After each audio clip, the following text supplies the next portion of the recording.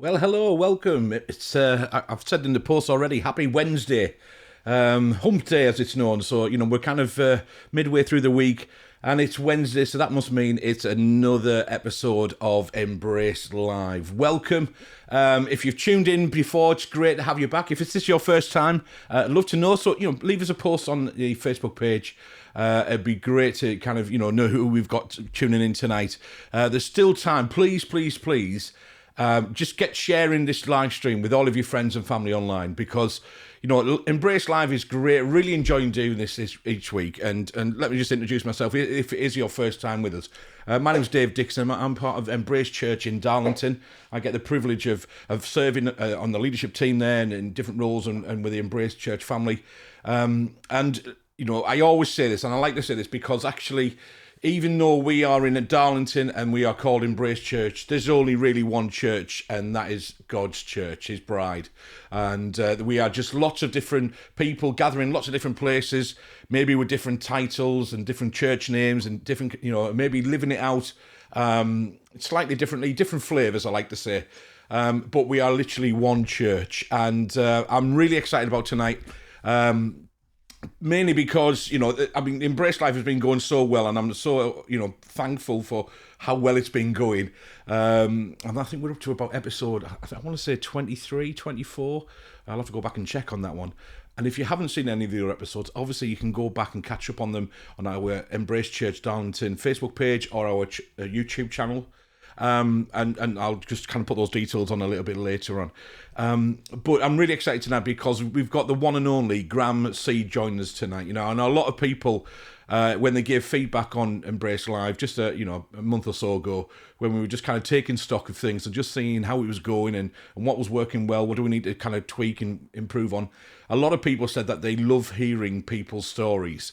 And Graham is joining us tonight, who has got an amazing story of how he was saved and how he continues to impact people's lives in different ways through his ministry, sowing seeds. So I'm really, really excited because he's a busy fella. So I was able to kind of, nail him to a date, which is great. I'm just looking at him on my other monitor over here, like I like to do, just to make sure he's smiling at this point. He is. That's all right. That's good.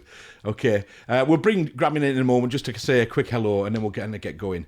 But I just want to say I'm really excited about how Embrace Live has been going, how it is going, and how it's going to be, because I've been really busy in the last few weeks just reaching out to friends of mine all over the country and other places, really, just to kind of say, look, do you fancy coming on? And I just want to kind of head over to this slide slightly here, because I'm really excited just to kind of show you some of the people that will be joining us from next week, and then we're going to take a break over the Christmas holidays. Because I'm a teacher basically, so I work in academic kind of terms and things. I need a bit of a break, and so after Christmas in January we've got these wonderful people in. So you can see kind of from the top to the bottom we've got Tony Grange. He's actually joining us next week. Good friend Steve Whitehouse. So this is after Christmas. Tim Y. Williams.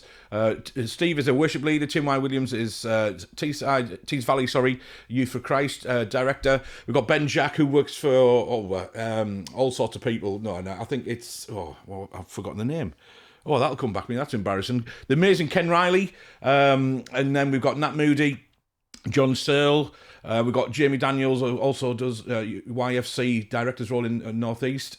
We've got Christine Gunn as well, Claire Harrison, and we've got Barry and Vicky Thompson as well from down. So loads of people, and I've got a number of invites out already to people, just asking them whose names and pictures are not on that wonderful gallery of smiley people. Don't they look great? Don't they? They all look just absolutely like models and things. It's brilliant. Okay, hopefully you're feeling a bit smiley with that. It would be great to kind of hear from you. So as always, we want this to be an interactive session. If you're joining us live, thank you so much, and we want you to kind of ask your questions for Graham. We want to kind of respond to your comments. We want to hear obviously Graham's story and like you say, just what he does through Sowing Seeds Ministry. But we also want to respond to you as well, and that's the big advantage of joining us live tonight. Okay, let's head over to Graham and just say a quick hello, just to see how he's doing. You all right, Graham? Hi there. How are you doing, Dave? All right. Are you well? Yeah, all good, mate. Good Yeah, stuff. well, mate. Yeah, all good. Good. Really, thank you for joining us tonight. I know you're a busy fella, and you've got a packed diary, so it's great that you've kind of been able to kind of spare us a few hours, or a few hours. We hopefully won't go on for that long. An hour or so, just to kind of hear from you and stuff like that. So, looking forward. Thanks very much for being on tonight, mate. Looking forward to it. All right. Yeah, you're welcome. Yeah, it's Okay. all right, Good. Dave. No problem. Good stuff. So, what I'm going to do is, in a moment, like you say, this series is around about, we've called it Leaders, and I'll run the kind of Leaders intro. And we've been doing this for a number of weeks now, but, there are so many different people who lead in lots of different ways, who maybe don't have, a kind of official title and so on. But we are all influential in the groups of people, maybe our family or friends that we meet with and we live life with. Maybe our colleagues at work were influential, and so I don't want people to get hung up on this word leaders and so on. Really, we're just interested about, actually, I might even change the title, like I say, of the series, how people came to know Jesus themselves. Okay, to come to that point where they made a commitment to, they recognize that Jesus is who he says he is. He's the Son of God, that he died on the cross, but he raised from the dead, new life, and we can have, a relationship with our Heavenly Father through Jesus and through the saving nature of the cross and live out. And, again, just how Jesus is working through us as we're kind of living that transformation kind of journey, but how we can do the stuff for God and what are we doing. That's really what I want to hear from us, how people are passionate, what they're doing, how they're living it out. Because, we're all doers and so on. So before we go any further, let me just say hello to a few people who've joined us tonight. So hello, Mike. Thanks for joining us. As always, you're a regular, which is great. Sue and Wrigglesworth as well. And Sue's just saying hello, Graham and Dave from Bill and Sue, which is great. So Bill and Sue are wonderful people that have the privilege of worshipping with them at Embrace Church, Darlington. And, they are great and absolute legends. They really are. So, if you're tuning in tonight, then please let us know. We've got a number of people online I can see. Just like I say, post a comment, just say hello. And like I say, as we go through, we want to, obviously interact with you and respond to what you're saying. So, without further ado, let me hit this Leaders intro video, and then we're going to get over to chatting more with Graham tonight, which is obviously the most important thing to do, isn't it? There we go.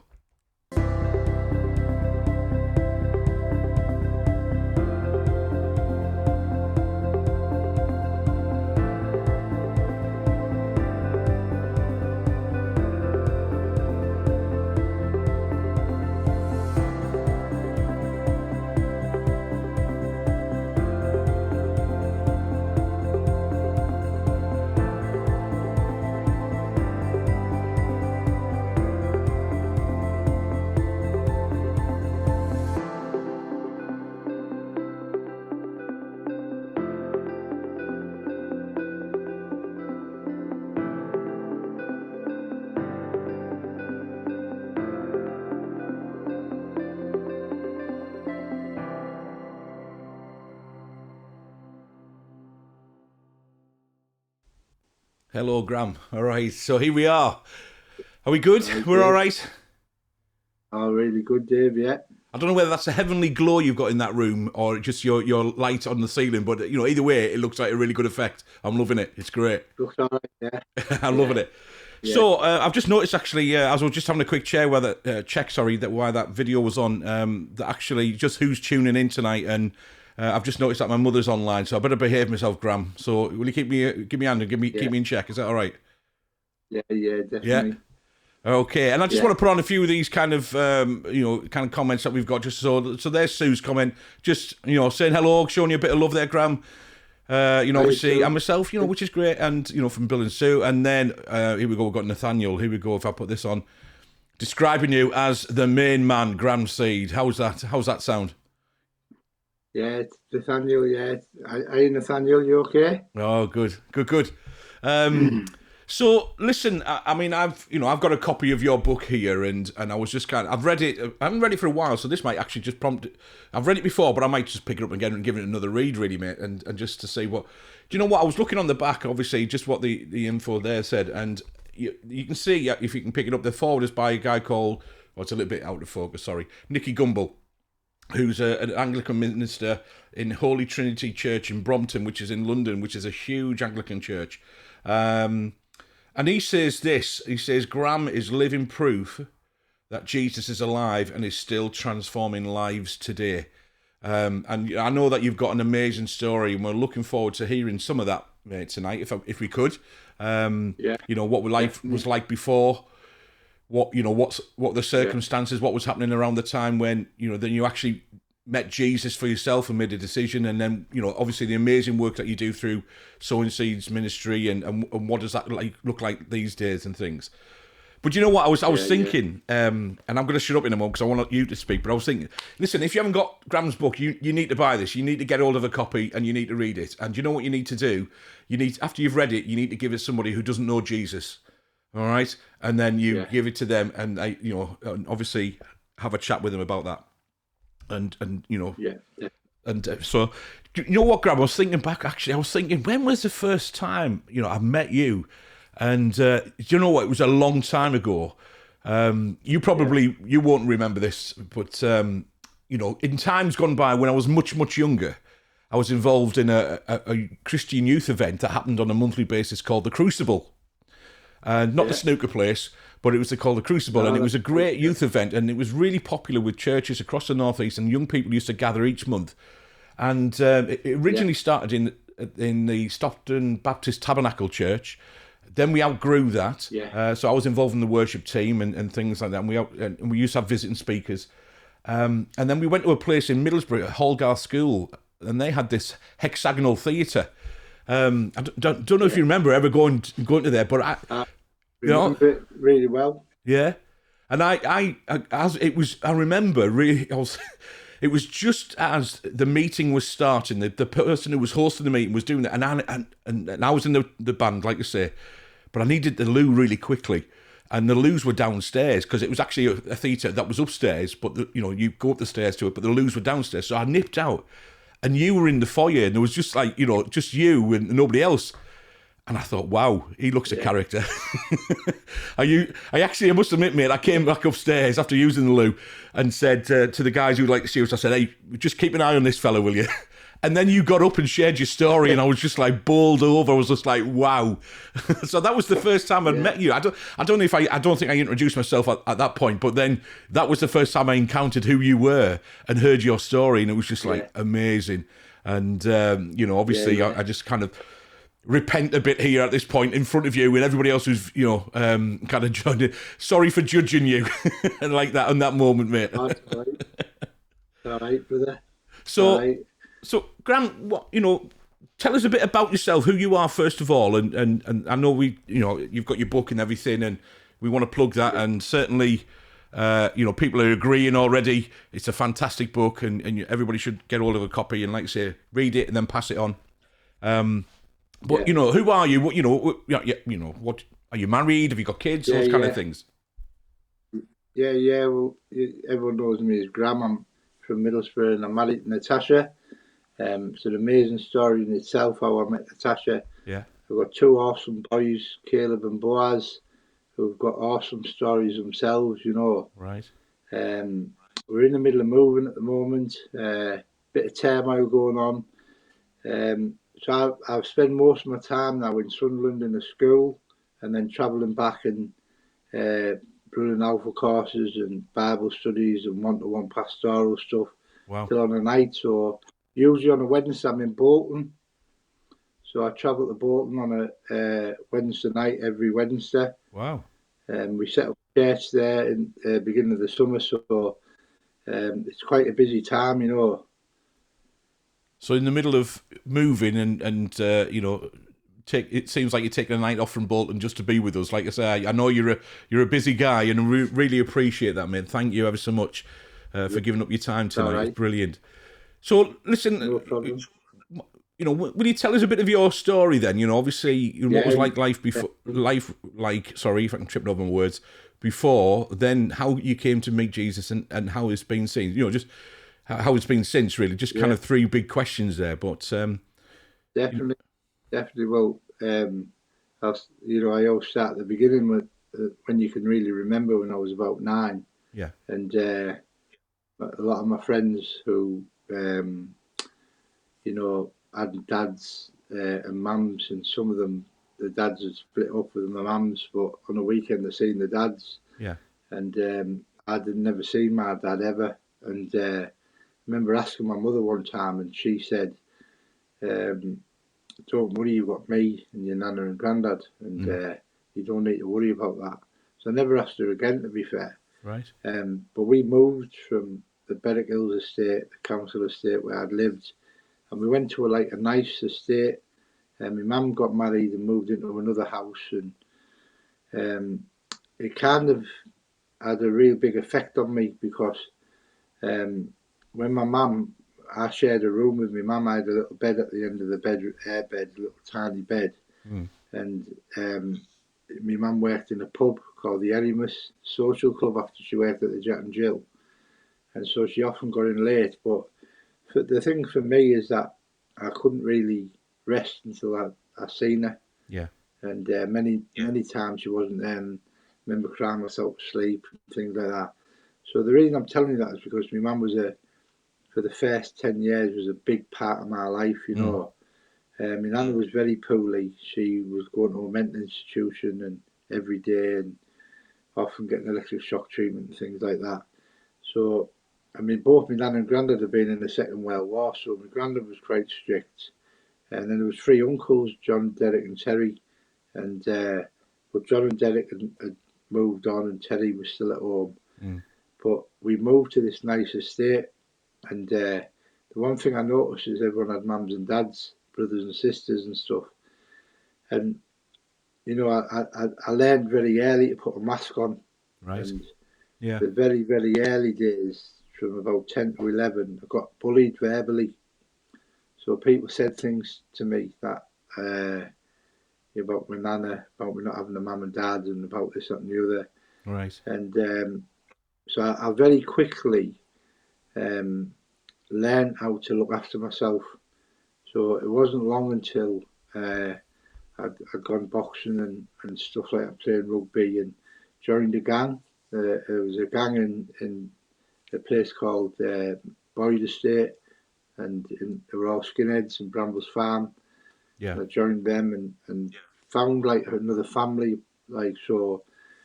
But to be fair, it was all about um, crime, Right. and you know, as much as I tried to be good for my nana, I'd got like this new life, and I reckon most of it was kind of trying to impress the lads who were running the gang and all the rest of them. So I was drinking, taking magic mushrooms, getting in trouble with the police, and there's been some serious times I've been arrested in them early years, you know. Yeah. Um, a lad was killed outside of the Rock Garden nightclub, and the police take you in and they interviewing you about murder, and all of a sudden it dawns on you that you might see the light of day again. Wow. Yeah. Um, but the thing is, Dave, I've become very selfish, and I suppose that's a big status of the world at the moment. It's very selfish, and it's all about me, and Mm. that's what it become. So I'd kind of, instead of probably, because not knowing really what love was, adoring my mother, wanting to see her, wanting to know that she was there. I grew to kind of despise her. Right. Really, I couldn't handle it inside, and it was evident because I did everything she said don't do, Right. Yeah. and I got tattoos when I was really young, and my ears pierced. When I was a little young lad, my mum used to talk to her friends. Oh, look at his long blonde hair. So I shaved it all off to how short yours is now. Yeah. Shaved it all off the lot, right? And that was the status, and getting the tattoos and the earrings, and so I thought I was living a good life, but really I was slipping down a slippery slope. Anyway, I eventually went to jail. Went to a jail called Medhamsley, which will come into the story just now. But Mm. it was meant to be a quick, sharp shock, but it didn't work to me. 75% of people who went there didn't get into trouble again. But what happened was a significant start of my life. I came out of Medhamsley and went back to live with my nana's. And I'm 16 now. I'm nearly 17. And my granddad died. Right. And something inside changed again. So, like, I know my mum didn't die, but she left my life, you know what I mean? And now another person left my life. And to be fair, I always thought whenever I got close to someone, they left. Do you know what I Right. mean? Yeah. Yeah. So, in my heart, it was never let anyone close to me. So, I was very close to these lads who I was involved with as a skinhead. But I could never, it would never last as friendship because I pushed them away Right. because I didn't let them in. Yeah. Wearing a mask constantly, thinking like if I look good, everything will work out well. So anyway, the next thing I joined a football firm. I'd only go to matches to fight, you know what I mean? Right. Yeah. So I start going to matches, start getting injured, stabbed, and hit with hammers, and all kinds of things start happening to me. And then jail sentences, and there's just one thing after another. But at the time, you don't really see out, you don't really notice it. And I was involved with selling counterfeit clothes and making a lot of money, and had my own house and cars, and I thought I had respect and all that. But really, I had everything, but I had nothing. Do you know what I Right. mean? Yeah. Yeah. But even though I had like the muscles, the Armani suits and Lacoste track suits and crocodile skin shoes and all that, and the gold, and I really went to bed on the night, and the little 7-year-old boy used to cry himself to sleep. He'd come back to life. He'd Right. Yeah. wake up again inside me, but I'd just put a mask on the next day and get on with it. But I'd learned I was a master at disguising things, you know what I mean? I was also like a chameleon, so I could adapt to every situation. And I was sick of it, to be honest.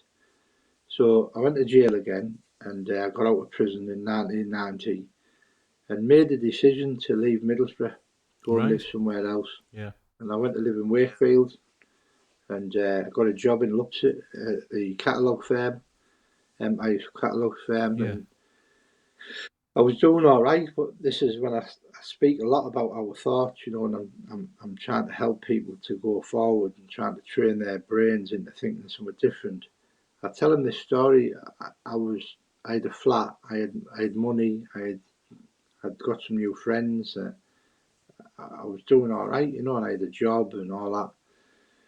And then one morning, for no reason whatsoever, this thought popped in my head, and it said, "What are you doing here, Doyle? Working like 5.5 days a week for 110 quid.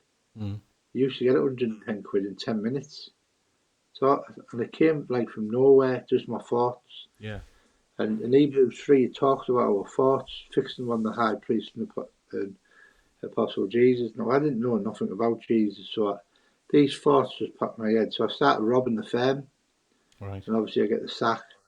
So now I'm determined not to go back to Middlesbrough because I've told everybody I'm going to get a new life. I'm going to have a good life. Anyway, I get a job working on the door of a nightclub called Rooftop Gardens, and then in a pub called the Woolpack on Woolpack Court in top of Westgate in Wakefield. Anyway, cut long story short, New Year's Eve of 1990 to 1991, I hit an undercover policeman and went Right. back to jail. I was released from prison after being in army jail in 1992, November, and I got back to Middlesbrough expecting like me to feel happy again. But to be honest, Dave, in that jail in Leeds, I had a breakdown. Right. Now it wasn't the jail that gave me the breakdown; it was the actual failure. I'd really, really tried. I'd changed my whole area of living. I felt just a failure. And what happened to me was when my nana died when I was 20, well, nearly 20, I felt my life had caved in, to be fair. And when I was in that prison in I went in 1989, got out in 1990, I felt in Durham, I Mm. felt that I'd done loads of, I didn't deserve to live, to be fair, because of all the things I'd done, lying to my nana, robbing my mother, doing all them bad things, you know. Yeah. And so I'm in this jail in Wakefield in Leeds, and I had a breakdown. But they reckon I had like an internal psychotic break where it was all inwards, you know. And I ended up in the mental institution where my nana went, and they said I might be a manic depressive or whatever, you know. But I know in this jail that something happened to me, and I just felt bad. Yeah. And it wasn't the jail; it was just me. I just felt a failure. Anyway, when I got back to Middlesbrough, I was expecting getting back to Borough that I was going to be all right, you know, go out again, get some nightclubs, meet people, and but everyone was different. Now you've got to remember, I've been to jail since 1989, and I get out and then I go to live in Wakefield, and then I've been in Wakefield till in jail till 1992 November, so it's nearly 4 years. Right. Yeah. Yeah. I remember going into a pub and someone saying to me, "Now, Graham, how are you doing? I haven't seen you for a while." And I thought, "You haven't seen me for a while. I've been gone 4 years." Mm. And it started to dawn on me that actually no one really was bothered. Right. You know, Yeah. as though like I didn't expect they were going to think I was the mayor or something when I got back or out like that. But Yeah. I did expect like people to think, "Oh, where have you been? You know, you've been gone ages." You know, Yeah. but it didn't seem like as though like how can Middlesbrough get on itself without me? You know what I Yeah. mean? Yeah. So I was like, I couldn't get my head around. So I was depressed. Right. And I know you shouldn't be depressed because you've got nothing depressed about because I've never done out, just a criminal. Do you know what I mean? I didn't deserve now. So I started drinking, but I wanted to live somewhere. I wanted to not be indoors anywhere. So I found a bench outside of the Grades Road post office in Middlesbrough near McDonald's. And I started drinking heavily there. I mean, big time, really heavily drinking. And I lived on a bench for 3 years, Dave. And the first year and a half, I could probably get money and stuff like that. But then I started smoking heroin, crack, and anything I get my hands on to try and get rid of these guilt thoughts, this shame. Yeah. You know, that's in my head. And like, you know, shame's like it's like a prison in it. It's like you're imprisoned with something that you can't get out of. I just couldn't get away from these thoughts, you know. Yeah. And then it was March of 1996, and I'm a tramp. You know, my old friends, even my own friends, my best friends, was like saying to me, "Don't come to our house anymore because you're at our house and you were sick on the floor, and the city's a state where you're being laid and you're not being showered or bathed." Or Right. so some of my even good friends wouldn't let me in their house. People who owned shops didn't want me in because I stunk, you know. Mm. And anyway, when things couldn't have got any worse, I set fire to my leg, and I had to go into hospital and get it looked at because it'd gone poisonous. And they had to surgically remove my socks, and Wow. because I had my socks on about 4 or 5 months, you know, and the skin had grown into my feet, into my socks, Wow. and so I was in it. It was just horrendous, you know, but I didn't care. Anyway, I one night a load of lads come out. A man called Patrick Hinton had set up an organisation called Team Challenge Teesside, which Yeah. David Wilkinson set up in the Bronx in 1958. And the first person he ever spoke to the first night was me. And there was a man called Brian Wade. He came and told me that Jesus loved me. Mm. Now, there's two problems with that, Dave. One is there's no such thing as love, because love's a man-made manipulation tool. I use that word when I want something from someone. Yeah. And there's no such thing as Jesus, because my nana sang about Jesus on a Sunday, and I thought she had a terrible life. So don't tell me about Jesus. I chased him. Yeah. Yeah. I think I told him to go away politely in French. I think it was. But anyway, the next week we were back again talking about Jesus. Cut a long story short, the 9th of August 1996, I went to a coma on the street near my bench and took to hospital. Tried to get me back to life, tried to like get me to respond. I had several major things wrong with me. And my mother was called to the hospital on the last night of the coma now. rewind to my mother when I was 22. She disowned me and said she had a son, he died Wow. because I Yeah. was that bad, you know. She moved when I was 16 to Durham, see. Yeah. She couldn't take any more. So she came to the hospital on the 6th night of the coma and was advised to turn the machine off that was keeping me alive.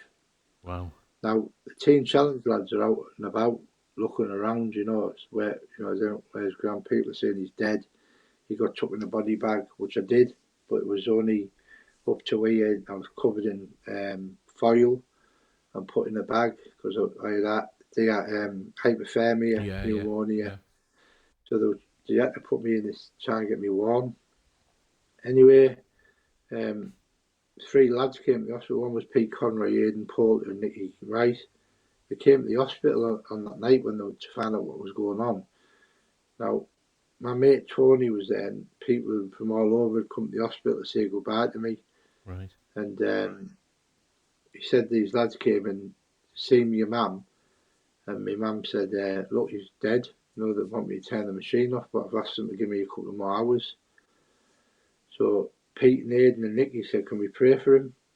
So they went into the hospital, into the bedroom, the intensive care room, got all tubes coming up, we got a ventilator mask on, and prayed for me. And I asked them what they prayed, and they said, "In the name of Jesus Christ of Nazareth, give this man new life." And I woke up, pulled the ventilator out my throat because I was choking, and my mum went and got the consultant. He came and checked me over and said, "He's alive, he's made a remarkable recovery." Wow.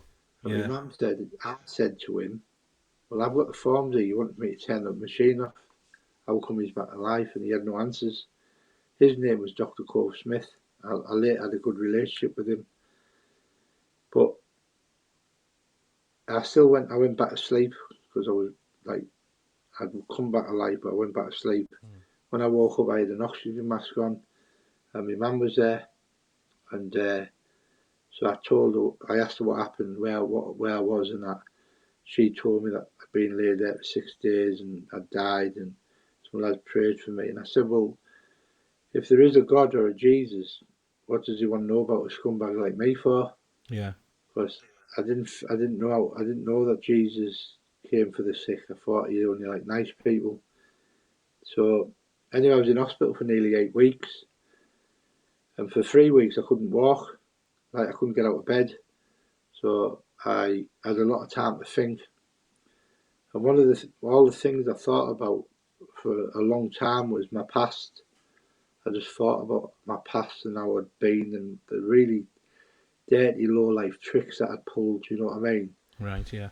Some things that I'd never repeat. You know, but I've done some extremely stupid stuff and bad stuff, and rightly so. I was a scumbag. You know, a Mm. dirty low life scumbag. You know, the things I've said and the people I've hurt and that. You know. Yeah. So when I came out of hospital, I went to live back in Winniebanks on Eckert Avenue. I lived in the back bedroom of a house, and I didn't know what I did, I didn't know what to do because I had some people wanting me to go to the gym, and some people wanted to give me some clothes, some people wanted me to maybe go back to how I was. You know what I mean? Yeah. Yeah. But I didn't want anything. I didn't want to know about Jesus. I didn't want the old life. But I didn't know what I wanted. But when I looked out the window one night, it's about 2 nights after me being in hospital, I've seen these kids, they were young lads and lasses. There was a burnt out car that was smoking green and drinking cheap wine. And honestly, as I seen them, my heart was beating. And I hobbled, like got on my bum down the stairs because I couldn't walk downstairs or upstairs. And I went outside and I started talking to them. They all knew me. I knew their families. I started telling them about not drinking and taking drugs and fighting and robbing people. And I went in that night and I, I kind of found my purpose really, but I didn't know what to do. I was a bit gutted because I had nothing to offer them because I was worse than anyone. In Yeah. fact, one of the kids said, "But my granddad said you were worse than anyone that on this estate." Yeah. So I was gutted, and then uh, I got this video about David Hampton. He used to be a terrorist in Northern Ireland, and I watched it. I watched it 4 times that night. That's why I made the DVD, One Step Beyond. Mm.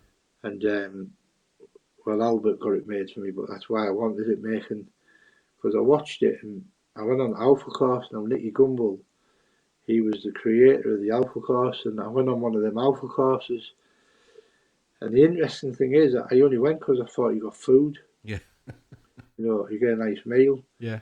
And I went to this Alpha course, and I sat next to this strange guy called Dave Benjamin, and he had long hair and a black leather jacket on. And this is the truth. I thought, what on earth am I doing in here with these lot? And next to this, why am I sat next to this lad? He looks like weird. But there was a lad called Bob Hodgson and John Noble serving the food. And then Dave said some words that came out of his mouth that I'll never forget. That made me love him. He said, "Bob, have you got any seconds?" Yeah. I Yeah, said, that sounds about I right. said, Yeah. Yeah. "Can I have some as well?" So I thought I'll sit next to him every week. You know what I mean? He became a very good friend of mine. But the thing is, when I went into this Alpha course, I had an idea what I was going to do. I was going to eat the food. When they all went to listen about this Jesus fella, I'll go and mooch around this big church, Yeah. because there's bound to be something worth like taking, you know what I mean? Yeah. And then I'll come back, get tea and coffee, load of biscuits, and then I'll go back again on the mooch, and then I'll go home. But it didn't happen like that, because I went and sat in this room, and I sat in the middle, and I couldn't get out. And Martin Ruddick told a story about a man called Jesus, who he was. Now, I never knew who he was. Right. And the week after, why he died, I didn't know why Jesus died. He died for scumbags like me and everybody, you know what I mean? Yeah. And something was going on inside me. Something was happening to me. And Aidan Poulter was coming to my house quite a lot, and Pete. I used to sit with Aidan for days and talk with him. And I was introduced to a man called Patrick Hinton, and he used to help me and talk to me. But what happened was that I went on the day away. Now, I went on this day away. I don't know what I was expecting, but on the third talk on the afternoon at Broccoli Hall in Saltburn, Martin did this talk and said, "Does anyone know about Ask Jesus and the Life Stand Up?" So I stood up and I said, "Jesus, if you love me, then I need to tell you words aren't enough, because people have told me all my life they love me." Yeah. And to be fair, words are not. I don't believe that word love. And it wasn't a command or a demand. I really meant it from my heart. I said, if you're real, come into my life. And if I know you're real, I'll tell everyone about you for the rest of my life on the planet. And there and then I sat back on my chair crying. Now, I'd made the decision when I was 11 not to cry ever again for no one. Right. I know you cry when you're drunk because you cry about anything, but sober, I'd never cried. I made a decision, but here I was crying.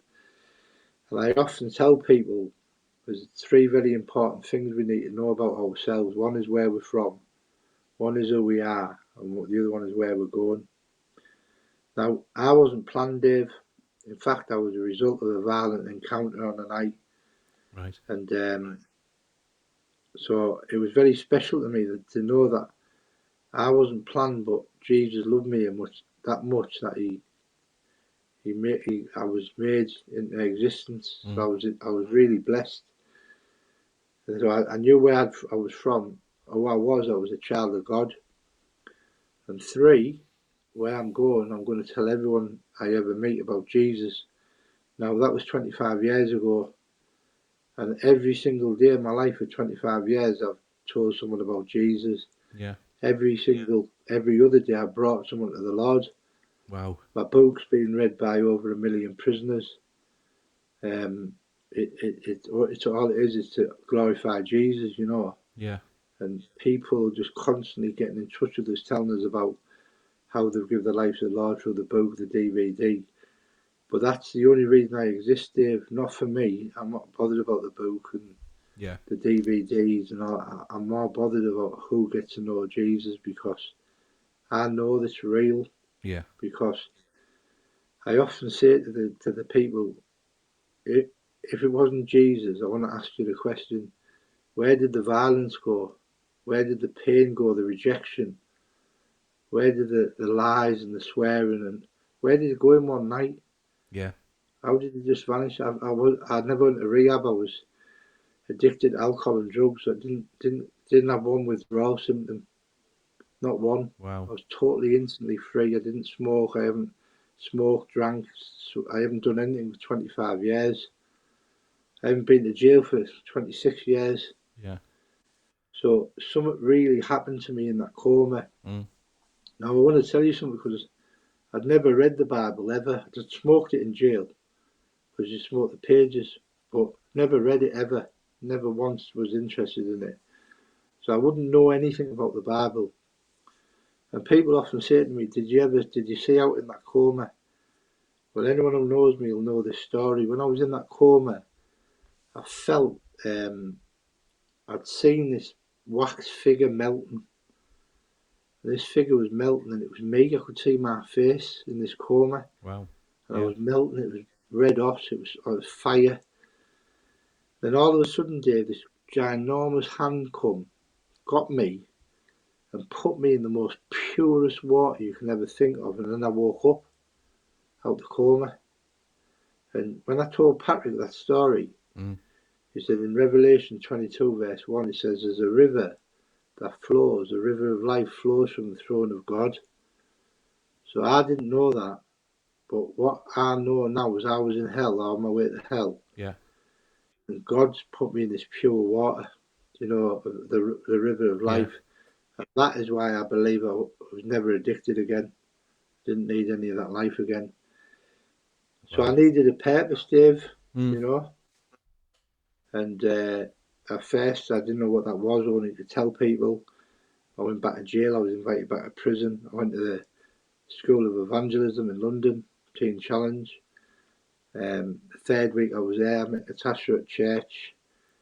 I told her my story on the last night I was there. The next day I rang her, the day after she rang me, and then we talked to each other on the Sunday. That was November the 22nd, 1998. June the 19th we got married. She came and moved to Middlesbrough. Longer Wow. story than that. A year later we had our first boy. 3 years after that we had another boy. And then things started opening up a lot. I met Nicky Gumbel in the team, Paul Cowley and Emmy Wilson started travelling across Europe in the prisons, and you know, not letting anyone know what the left hand was, the right hand knowing what the left hand's doing.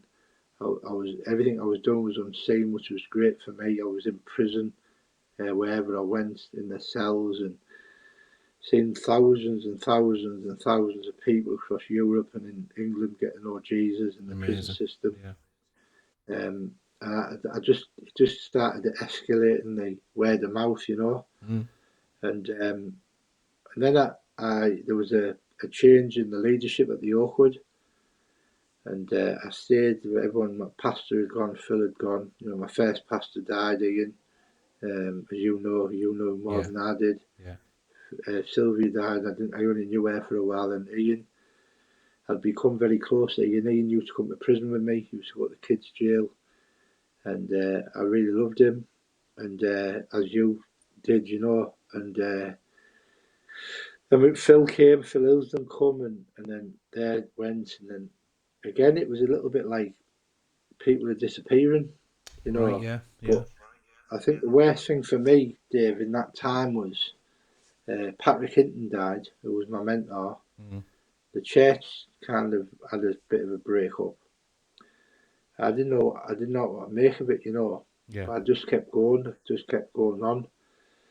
And in June 1990, June 2006, I was sat in my front room, and it was early morning, very early, and I felt really the Lord directing me to set up a ministry called Sowing Seeds Ministries. Brilliant. Nothing to do with my name, but it was to do with Matthew 13. And so I did. I set up this charity in April. I prayed a lot about it, and threw out a fleece, and I was, hoping the Lord would show me. And within 3 months, I had 6 sides of A4 prophecies that I didn't know of, people who were giving me messages about just setting up the charity and things and all that, trusting God. And Yeah. so I set up Sowing Seeds Ministries, which again was mainly for a prison ministry and helping young people and families. But to be fair, Hassock Field Secure Training Centre, which was the first jail I was ever in as a kid, that got knocked down. They built this. I became the chaplain there for 15 years. That got shut down in November 14, and I'd already been going into school a bit, and then Home House got a new leadership team in the chapel, so I didn't know what to do. I just started concentrating on going into schools, and we got a building in Stockton above Rebels Pub on Bishop Lane, and things started like escalating. I thought I was thought I'd set up a church. Didn't work because I'm not a pastor. So I realised that if I get involved with something too much like that, I'll wreck it. That's why the church in Bolton runs great, because I'm not a pastor. So I really acknowledge that my evangelistic pastoral gift is used in a school where you can't mention Jesus. Yeah. How I overcome that is I use scripture every day without telling them what it is, and seeing some amazing things happening. So, like I say, my boys are 18 now and 21. Yeah. Caleb's at UCL in London. Boaz is at college in Dalton. In between playing football for different teams, was at Hartlepool United for a while. So I've got 2 awesome boys, Yeah, brilliant. and an amazing wife. And to be honest, I want to just go right back at the beginning, because one of the things I used to pray for, probably when I met you and seeing you around all them times, was that the Lord would give me a family, my own family. Because even though, and I'm just being honest, even though my nana and granddad and my uncles and my mum tried to make me feel part of that family, I didn't believe I was. Right. I remember one time being out in the street and someone saying, "Well, how come you can be part of that family? Because no one's got the same name as you." Because my nana and granddad were gone, my mum was Lawson, and I was Seed. Yeah. So when someone says that, you can't deny the fact. Do you know what I mean? So I never ever deeply inside felt part of that family, even though they tried to make me, tried their hardest, the 3 lads and my nana and granddad tried their hardest. It was all me. I decided that I never want to be part of them. Do you know what I mean? Yeah. And it was me who pulled away. They tried, but I didn't want to know. And but when I prayed and I asked Jesus for a family, he listens, and he always listens. But sometimes you don't like the answers. And I've learned the lesson that if we want Jesus to drive our car, then we shouldn't be moaning when he goes down Generosity Street or Extra Time Street or Servanthood Street. We can't have just the Blessed Street and the Gift Street. Yeah. We go down, we have to do what he says. And so over the last 25 years, it's been a roller coaster, Dave, of emotions and trials. But what I said to Jesus on that day, November the 9th, 1996 at 2:45, was I'll tell everyone about you. I've done, and I continue to do it. Yeah. But obviously with the book and the DVD, it's done in a much bigger way. Yeah. That's all it's for, to glorify Jesus. Yeah. So my book tells you a lot more. I mean, if anyone gets in touch with us, we've got the books in our centre now, because I have the whole right of the book now. Right. CWI didn't want to let go of it because it was such a popular book for them, which was great for them to help them as well. Yeah. But they've changed all their CEOs and that now, CWR. So I've actually got the rights for that book again. Amazing. So we have it now. We're going to get it published again. I've got about 200 copies left, so I can give people books if they want them. So they just have to contact us, right? Yeah. We'll get them. Yeah. So, I mean, it's well worth, oh, I'm a little bit out of focus there, well worth definitely getting hold of this. Like we said right at the beginning of the show, get hold of a copy, read it yourself, and then, give it to somebody, preferably who doesn't know, your story, Graham. Yeah. And, the impact that just, the miracle that Jesus did in your life, I mean, it's astounding, I mean, literally, I always say with these kind of sessions that when we do these episodes, that a good sign of just people who are engrossed is that they never ask any kind of questions, and it's been quite quiet for most of what you've been saying, because again, I've just been absorbed by your story, and it's amazing, the amazing story of how Jesus changed your life and how you've become so healed miraculously from all of your addictions. And then how passionate you are about sharing your story, and the love of Jesus with others. Again from the kids on, I think it was Winnie Banks. He said it was where you saw the kids, and then you kind of almost going down the stairs on your backside because you couldn't walk, and going out and sharing and finding a purpose. I like. I'm very impressed with your recall of dates and times and everything else like that. I'm guessing that you need to know that information quite regularly about where you were at a certain point in the time and so on like that. I was going to say I used to need a good alibi years ago. Yeah.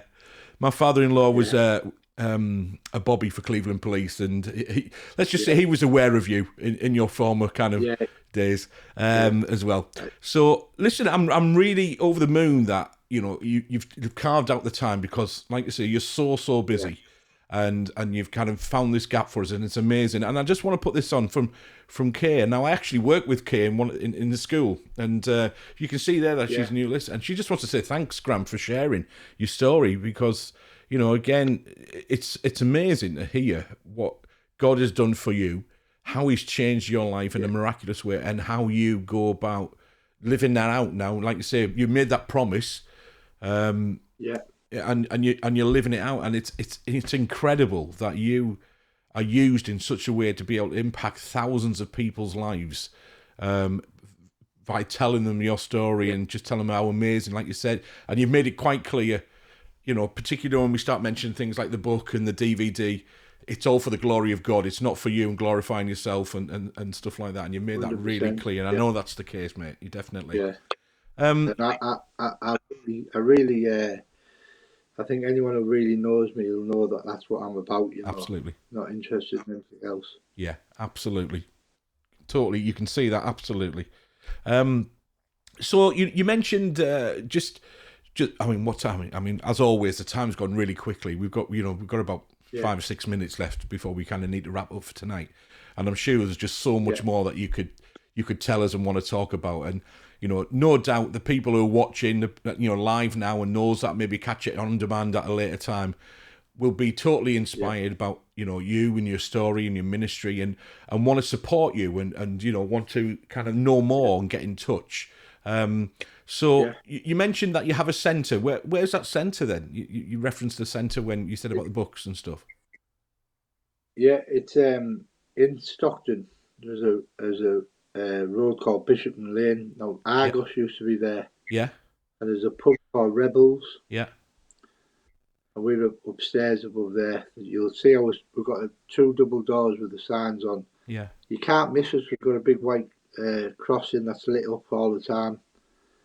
I put it in there 15 years ago because me and Natasha wanted the people who were going past to see the warmth of the cross, Mm. And people have been saved just because they're seeing that cross, Wow. So what's the centre used for, Graham? What do you do out there? What happens? It's a discipleship centre, but it's used on a night. It's a gym on a night for catch wrestling, jiu-jitsu, and my friend Chris runs that. He's an excellent coach. They do sambo and things like that. a lot of the young people off the estate go there and train and learn discipline and learn humility, really. Yeah. That's open most nights. And then Wednesdays and Fridays, we have, on a Wednesday, there's a prayer meeting Bible study with John Banks. Then Monday night and Tuesday night, we do we're doing a study on Galatians at the moment. Right, yeah. Thursday night, we run Alpha. Fridays is like a community church. So you go there for about 11:30, Yeah. get some dinner, a cup of coffee, not a lot of dinner, it's like a sandwich and or a bit of pizza, and then there's a worship and a message, so different people come to speak and things like that. So it's open quite a lot. It used to be open every day, but it became like a drop-in centre. Yeah.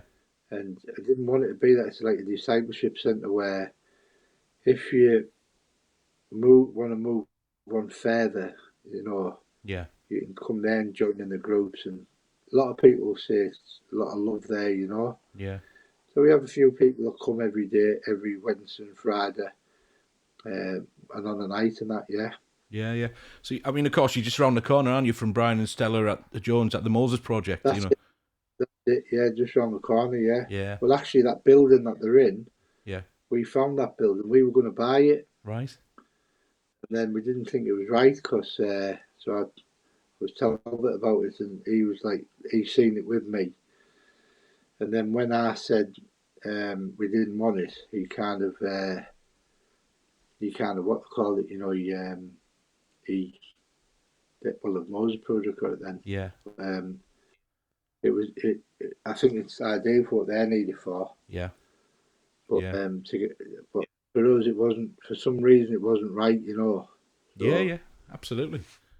But it's great that obviously you've got another place and so on. And so listen, how I'm going to go across to the kind of contact details, and so it's just going to focus on you for a little while, just to say, obviously if people are inspired then and by your story, which I'm sure there will be, and about your ministry, your sowing seeds, and how you kind of impact thousands of lives and telling your story, and obviously the love of Jesus to all these people in the prisons and so on. How can people support you then, Graham? How can people get involved if they need to, or support you and find out keep up to date with what you're doing? Yeah, well, the best thing to do is either send us an email every single morning for the last year and a half now. I say a little prayer for you every morning, around about 10 to 6. And then they can go and watch that on the Facebook, or they can give us a ring, leave a message on the answer machine. We'll always get back to you. So that the best way is to send us an email and let us know how we can help them. If they want a book, best off send it on an email, or they can message me on a morning on Facebook. If they want a book, the book's free of charge. I don't mind giving them the book. If they want to come and pick it up on a Wednesday or a Friday, they can. It'd just be like a lot of money if say 100 people want me to post it. Yeah. It'd be better if someone picked them up. But like I say, the book, we're going to be able to publish the book soon ourselves. These ones I've got now, I'll just give them away. Yeah. If anyone wants to make a donation for the book, they can, but it's about the money. It's about getting that book into people's hands, Absolutely. Absolutely. Yeah. Mate, you just, time's beating us again, and I'm just so enjoying just chatting with you and your time and stuff like that. I mean, again, I'll say it that people have been pretty quiet, in terms of adding comments, because I think they're just totally engrossed in what you're saying and your story and inspired by you, mate. So I know I am, and it's just, again, thank you for carving out the time tonight to do this. Dave, honestly. Yeah, it's brilliant. And listen, everybody, you need to support Graham and the Sowing Seeds Ministry. You need to kind of keep up to date with him. Like you say, get in touch. He's got a fair few followers on Facebook. I noticed earlier when I was checking out his profile. So obviously that's a good way to keep in touch. And certainly, I say a little prayer for you. That kind of the voice that you do when you're singing. Yeah, absolutely. I enjoy those. Bless you, mate. All right, it's been great spending some time with you, and you're an amazing man of God. And I really Thank just you can't thank God for you, and just want to encourage you and ask God for His blessing, continuous blessing on your life and you and the family and everything that you do. And you're amazing. All right, mate. Thank you, brother. God Bless you. Thank you. Ciao, brother. So I'm just going to Ciao, brother. stay online, Graham, just for a moment, because I'm just going to go and end the show, and then we'll chat a little bit more afterwards, if that's all right. Yeah. Okay. Yeah, okay. So I'm just going to go back here, obviously, and just say thank you again for everybody for joining us Embrace Live. So every Wednesday, 8 o'clock, apart from, like I said earlier, right at the very beginning, I'm a teacher, so I work in academics. So, during the holidays, we're going to have a bit of a break, if you don't mind. So, we've got one more next week. The amazing Tony Grange is going to join us. And then we're going to have a bit of a break, and then we're into January. And if I go back to this slide, which I'm really excited about, there's just a snapshot of some of the people that have agreed to be guests and tell their stories. And again, the same kind of thing about how they're, impacted by Jesus on their lives and knowing Jesus themselves and how they're living that out and what they're called to do in so many different ways. And so it's great that... you're engaging with this. Thank you so much. It would be really helpful if you could just kind of check us out. It's not all about, highlighting the work of Embrace Church, because I said right at the beginning, there's one church. So whichever church, whichever flavour, as long as it's Bible-based, that's fantastic, and support them. So you can check us out and keep up to date with Embrace Church if you want to. Listen, it'd be really helpful, if you wouldn't mind, if you could subscribe to our YouTube channel, then that would be great. Just do a search for Embrace Church Darlington in YouTube, and that would just really help us just to kind of up the following a little bit on there, so we have more chance of being able to kind of spread the word doing this way. And of course, you can follow us on the likes of Twitter and so on. So again, huge thanks for joining us tonight, and for Graham, joining us in particular. And it's, it's amazing to hear his story. I'm totally kind of inspired again, and about what Jesus does through, in Graham's words, scumbags, so, those kind of things, but he's no longer, because he's transformed, he's made new through Jesus and that miraculous change in his life, like you say, from addiction and so on. Get in touch with Graham, follow Graham on Sowing Seeds and, on Facebook and everywhere else. And just, again, keep him in your thoughts, keep him in your prayers, support him practically. Do all of that. And, if you want to get in touch we'd love to hear from you from, Embrace Church point of view. If you, want to know more about Jesus yourself, maybe you're thinking, I've got some questions. Graham mentioned the Alpha course. Well, I know that we mention it quite regularly. So it's the Alpha course, if you're not familiar with that, it's a number of sessions, often involve food, and I like that question as well. Have you got any more? Is there a seconds? Me and Dave Benj get on very well, and so it's a great opportunity. Lots of churches run Alpha courses to go along and ask those questions and find out more, and hopefully you'll encounter Jesus for yourself in a life-changing way, and that's what we pray for. All right, so bless you. Thank you very much. We'll see you next week. Like I say, which will be the last one before the Christmas holidays. But next week is Tony Grange, another amazing fella, and I'm really looking forward to spending some time with him then. All right, so take care. Thank you very much.